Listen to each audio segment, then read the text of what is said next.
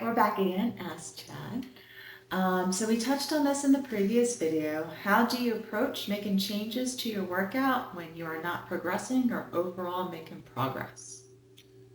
You want to cover your variables. You want to make sure that if you're not making progress, is it that you're really not making progress, or is it based off you tracking it to indicate for sure that you're not making progress? Because if you're not tracking what you're doing, how do you know if you're not making progress? Not how do you know if you are making progress? That's the thing. So tracking it is number one. Your meals, your training, just how you're sleeping, your hormone levels, all that stuff, covering your variables is very important. So let's just say not making progress in my training. Am I not progressing? Say, you're not going to progress from workout to workout, but so long. That's newbie gains type stuff. But the more advanced you get, you're not going to progress workout to workout. You might, on certain exercises like the bigger compound lifts, you'll add a rep here and there and eventually be able to go up in weight. But when it comes to smaller exercises like lateral raises, curls, anything like that, you might be getting a rep every week or two, depending on how far you are. But it's like, say you hit failure. Are you closer to get that next rep, or are you still failing at about the same point? You barely getting any partials. You're failing at the same sticking point, wherever it may be. My point is what people think is progress. They're still making progress at times, but they're being impatient. But a lot of times, the reason why people aren't making progress and what they do in that situation is they're not training hard enough. They're not giving themselves enough time to recover, and they're not eating and resting properly. So, to answer the question, what do I do if I'm not making progress? Well, if my diet's on track, my sleep is consistent. I mean, mine's hit or miss anyway, but it's consistently as good as it's going to be. And I'm training as hard as possible. I'm pushing sets to failure and beyond with the calories being there if I'm in a mass gain phase, but even a maintenance phase. Am I still allowing enough recovery in between? Well, then I'll make adjustments to say I'll readjust my split. Say if I was hitting, if I was doing, say, triceps or biceps, both workouts a week since I train twice a week. Well, if I'm not making progress, maybe I should cut it down to just once a week and see, like I'm doing right now. I've condensed me hitting triceps and biceps twice a week. I'm only doing it in one workout, but I'm doing the 2 sets in that workout for that exercise. Okay, if I'm making progress that way, I'm doing, say, a 2 set rep goal. Well, I can track it. So if I do, say, my rep goal is for triceps is 25 reps for 2 sets. If I got 17 and 10, I go up next workout. But say that if I want to workout, I get 15 and 9. Well, I don't go up. The best way to do it is to make sure you're following your reps. You're keeping it from workout to workout. You don't have to keep a log, but at least put it down in your phone some way or another. That indicates if you are making progress. If I'm not making progress over, say, 2 to 3 workouts with my nutrition on track and my sleep on track, that's the thing I do. I adjust it. I'll either cut it down to less and make sure I'm still training hard enough. The intensity's still there. Forego any kind of aches and pains. At this moment, my triceps and my elbows feel pretty good. So I'm able to push those sets with good form and for progress. Then that's what I'll do. I'll cut down to less. People tend to do more. You don't want to do more because unless those are suboptimal sets, the more you do, the more inroad in your recovery there is, the more it takes to recover from. Not only do you need to recover, you need to supercompensate or overcompensate, meaning to grow. When you do a set, you dig a road, an inroad in your recovery. You recover from it. Okay. The next is to grow. Well, if you don't allow the time to grow, say if it gives you 2 days, 3 days to recover, but you need that fourth day to grow. If you're not doing that, you're not going to make progress. So that's how I know. That's the indication I do. Is my intensity is to the max. That doesn't change. I make adjustments to my frequency and my volume. Either I cut my sets down and I cut the frequency down, or one or the other. That's what I do.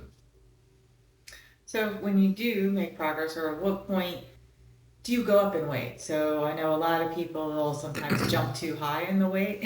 So what is I guess, the best progression? So if you're at said weight, is it, what should you jump up to?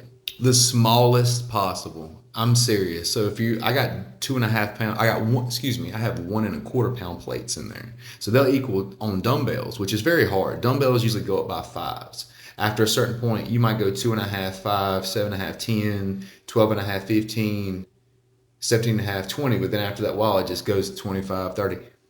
Those 2.5 pound jumps is where you really can milk the most out of progress. A 5 pound jump from 20 to 25 is, what is that, a 25% jump? That's a lot of weight. So if you're doing 10 to 15 reps on, say, lateral raises or curls or whatever, that jump, say if you did 15 reps, that's going to bring you down below 10 at some, or either very close or less than 10. So you want to make the smallest jump possible because you don't want to hinder your form. You don't want to hinder or bring any aches and pains in there from making too big of a weight jump. A lot of people complain about aches and pains, and that's one of the things I made sure is I'm not making too big of weight increases when I'm going up in weight. So those 1.25 pound plates on each side, 2.5, I can go from 20 to 22.5 to 25 to 27.5 and so forth. And that smaller jump keeps me progressing longer over time. Well, people say, well, why didn't you just go ahead and go to 25? Because you put yourself, like I said, at a disadvantage where you can get stagnant. Say you go, like I said, you went from 20s for 15 reps, and then you go to 25, and you got like nine, maybe even 10. Your body's having a hard time to recover from that. You want to be able to keep your progress going as much as possible. And people get, again, impatient and they make too big of jumps. With a barbell, same thing. That's why 2.5 pound plates are there. So 5 pound jumps. I think they even make 1.25 pound plates as well for like a Olympic barbell. I'm not sure, but the smallest jump possible for progress because it keeps your aches and pains at bay and it keeps your progress going. You'll get there. Like even if you added 2.5 pounds every month, that's five. What is that? 2.5. Let's see, 5 times 6. That's 30 pounds in a year. That's pretty good jumps right there. So I mean, maybe make sure my math is right, but that little jump each year is good. I mean, each month or whatever is good. And say if it's a smaller exercise, it's hard to progress on anyway because, like say lateral raises, because the amount of weight is so low and it's a short and biased exercise, so all the resistance at the top and less at the bottom, it's kind of hard to get continuous progress in there without throwing a little bit of body English. Same thing with some dumbbell tricep exercises. Curls have a better resistance curve. It's more of a mid-range resistance, so when you fell towards the middle. It's easier at the top and easier at the bottom. So people doing the curls, if they're adding weight effectively and pushing them, they're going to progress a little bit better than certain exercises, say like a lateral raise.